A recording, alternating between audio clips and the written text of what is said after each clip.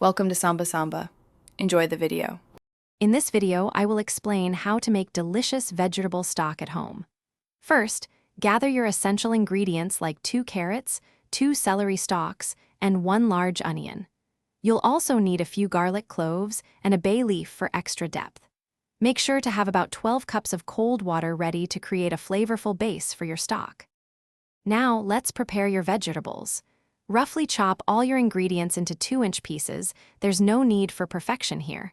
Place everything into a large stock pot, then pour in your 12 cups of water. Bring the mixture to a gentle boil, then immediately reduce the heat to a low simmer.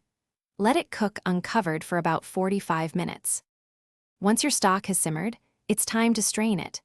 Carefully pour the entire contents of your pot through a fine mesh sieve into another large bowl or pot. Discard all the cooked vegetables. They've given up all their flavor. Now, let the rich, aromatic liquid cool completely at room temperature before moving on to storage. Proper storage is key to enjoying your homemade stock. Once fully cooled, transfer it to airtight containers. It will keep fresh in the refrigerator for up to 5 days. For longer storage, freeze it in 1-cup portions. It lasts well for up to 3 months. Use your versatile stock in delicious soups, stews, or any recipe needing a flavorful liquid. Thanks for watching. Consider subscribing if we helped you.